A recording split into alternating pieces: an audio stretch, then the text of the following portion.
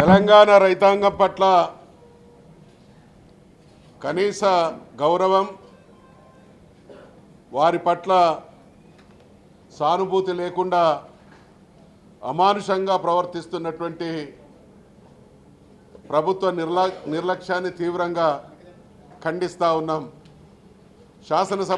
శాసన మండలి సమావేశాలు జరగబోతున్నాయి. తీవ్రమైనటువంటి యూరియా సమస్యను ఎదుర్కొంటున్నటువంటి రైతాంగ సమస్యకు ఒక పరిష్కారం ఈ వేదిక ద్వారా లభిస్తుంది అనేటువంటి ఆశాభావంతో మేమందరం శాసనసభ్యులుగా సభలకు హాజరైతే బీఏసీ సమావేశ సందర్భం కూడా అత్యంత ప్రాధాన్యత కలిగినటువంటి అంశంగా రైతాంగం ఎదుర్కొంటున్నటువంటి యూరియా సమస్య పరిష్కారం కోసం చర్చ జరగాలి, పరిష్కారం చూపబడాలి అనేటువంటి విషయాన్ని ప్రభుత్వ దృష్టికి తీసుకొస్తే నిన్న ఇవాళ శాసన మండలి సమావేశాలు జరిగినటువంటి తీరు ప్రజలు ఎదుర్కొంటున్న, ప్రత్యేకించి రైతాంగం ఎదుర్కొంటున్నటువంటి తీవ్ర సమస్య అయినటువంటి యూరియా విషయంలో పూర్తి నిర్లక్ష్యంతో నిన్న ఈరోజు 2 రోజులు కూడా మేము అడ్జర్న్మెంట్ మోషన్స్ ఇవ్వడం, ఏదో రకంగా ఒక తీవ్రస్థాయి చర్చ జరిగి పరిష్కారం కావాలనేటువంటి ఆలోచనతో అడ్జర్న్మెంట్ మోషన్స్ ఇస్తే వాటిని నిర్దయగా తిరస్కరించడం జరిగింది. ఇవాళ ప్రభుత్వానికి ఒక విషయాన్ని గుర్తు చేస్తూ ఉన్నాం. ఈ ప్రభుత్వానికి విజ్ఞత లేదు, పరిపాలన దక్షత లేదు, ప్రజల పట్ల, ప్రజల సమస్య పట్ల ఏ విధమైనటువంటి బాధ్యత లేదనడానికి జరుగుతున్నటువంటి నిర్వాకం ఒక ఉదాహరణ మాత్రమే.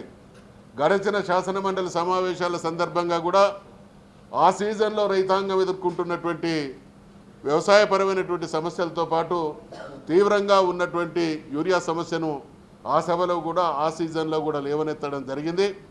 సమస్య తీవ్రత అప్పుడే ఆ స్థాయిలో ఉంటే దాన్ని దృష్టిలో పెట్టుకొని ఇప్పుడు జరుగుతున్నటువంటి ఈ సీజన్ విషయంలోనైనా కూడా ముందు చూపుతో వ్యవహరించి రైతాంగం రోడ్డెక్కకుండా చూడాల్సినటువంటి యూరియా సౌకర్యాన్ని కల్పించడంలో ఘోరంగా ప్రభుత్వం విఫలమైంది. కాబట్టి ఈరోజు రైతులు పొలాలలో, చెనకలలో ఉండాల్సినటువంటి రైతులు పడిగాపులు పడి ఇబ్బందులు పడుతూ ఉన్నారు. షాపుల ముందట బారులు తీరి ప్రభుత్వం ఈ వాస్తవాన్ని ఒప్పుకొని తగినటువంటి చర్యలు తీసుకోవాల్సిన దానికి భిన్నంగా యూరియా కొరత లేదు, ఇది కృత్రిమ కొరత, కొందరు వ్యాపారస్తులు, ఇతరత్ర రాజకీయ పార్టీల ప్రేరేపిత సమస్య అనే విధంగా వాళ్ళ నిర్లక్ష్యాన్ని, నిర్వాకాన్ని, వాళ్ళ వైఫల్యాన్ని ఇతరుల మీద వాళ్ళకు ఆపాదించేటువంటి ప్రయత్నం చేస్తున్నారు. కాబట్టి ఒకవేళ చర్చ జరిగితే ప్రభుత్వం యొక్క డొల్లతనం, ప్రభుత్వం యొక్క ఘోర వైఫల్యం బయటపడుతుంది అనేటువంటి ఉద్దేశంతోనే వాళ్ళ అడ్జర్న్మెంట్ మోషన్స్ను రిజెక్ట్ చేయడం జరిగింది.